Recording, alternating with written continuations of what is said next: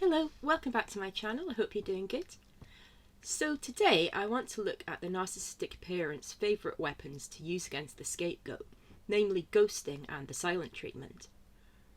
These are largely the same behaviour, silent treatment predominantly being inflicted in person and ghosting being inflicted digitally, but for the purpose of this video I'll refer to the general cold shoulder we receive from our narcs as the silent treatment.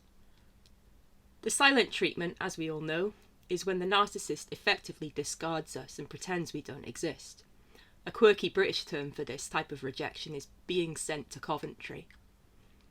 It's a cruel, cowardly act used by the narcissist to punish us and remind us just how worthless they think we are. It's also used as a way to condition and control us. And we've been on the receiving end of this probably since the day we were born. As tiny children, we're completely dependent on our mother, something they're all too aware of. This dependence continues through our lives, our narcs spinning the narrative that we're too dumb and too naive to cope in the world without them.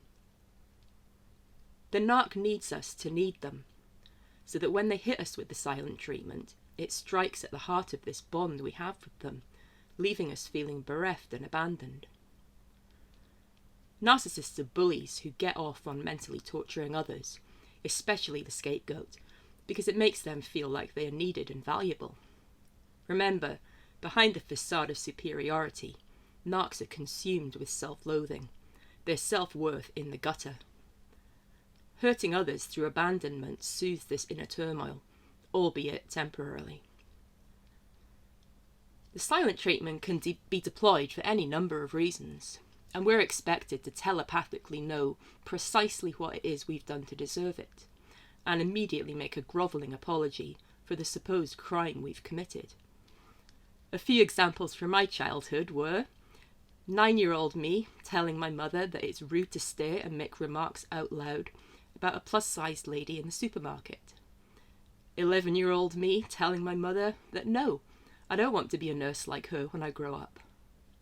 15-year-old me asking to borrow my mother's sweater to have dinner with a boy I liked.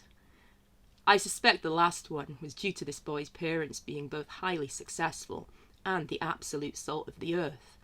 So there was the combination of envy and fear that these decent people would fill my head with self-worth and maybe turn me against her.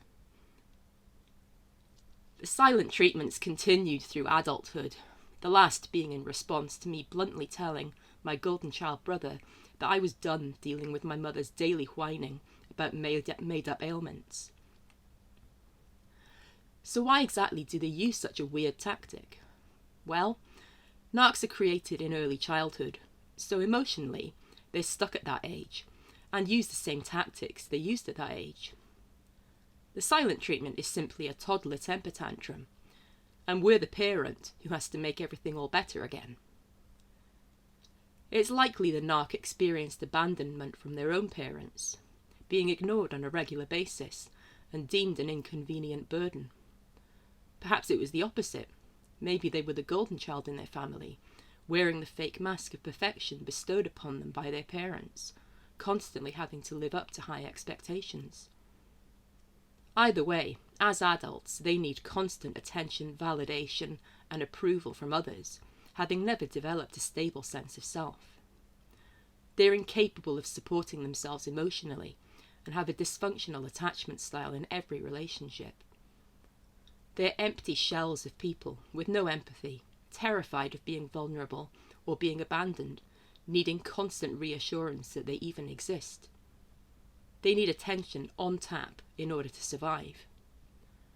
And in their warped minds, negative attention, especially from the scapegoat, is the best kind.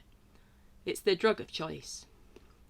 The more devastated and broken we are, the giddier our narc parent is. They had kids in order to fix their own messed up childhood, using the silent treatment as a reenactment of what they may have experienced. Narcs also engage in something psychiatrists call splitting, a type of black and white thinking.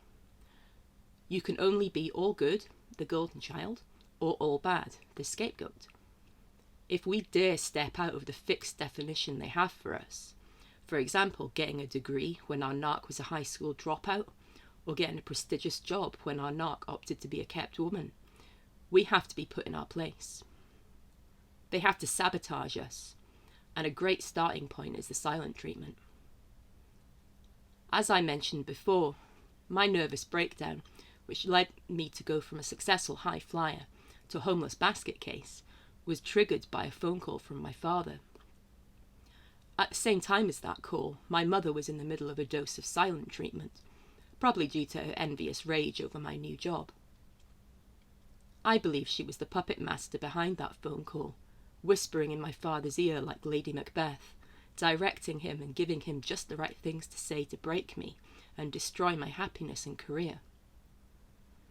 The enabler and the golden child are the narc's useful idiots, and often facilitate the narc's silent treatment in ways such as this. During my final silent treatment, I'd get monthly "How are you?" texts from both my father and brother. I would respond. They would then ghost me for another month, running back to the narc with the latest update on how sad I seemed, fueling her grotesque fetish for my pain. Narcs will also give us the silent treatment if they spot a tasty new potential source of narc supply and need to put their all into a campaign of love-bombing this new victim. We're ditched, but tabs are still kept on us through things like cyberstalking or the deployment of flying monkeys. No matter the reason for the silent treatment, the narc expects the same from us: a sobbing, begging apology and a plea to please talk to us. So, when you don't, that's when the tables turn.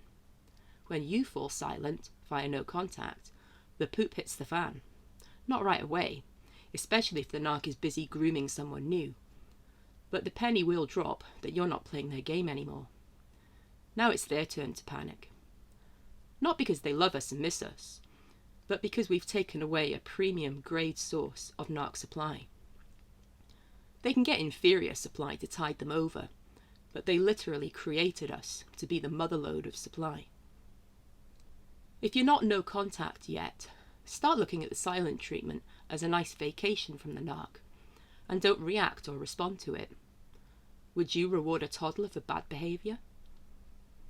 They're giving you the opportunity to learn about techniques such as grey rock, and perhaps start making plans on going low or no contact. Let them have their little tantrum, like a 2-year-old throwing a fit at the supermarket because they want that packet of sweeties. Most toddlers grow out of throwing fits though, but narcs never will, even in their 80s and 90s. Take back control from your narc. You have better things to do with your time, and they do not include apologising for something you don't even know you did and probably didn't even do. Respond to silence with silence and focus on yourself, not the whims of an unstable adult baby.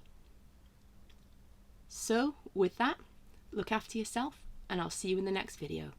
Bye bye.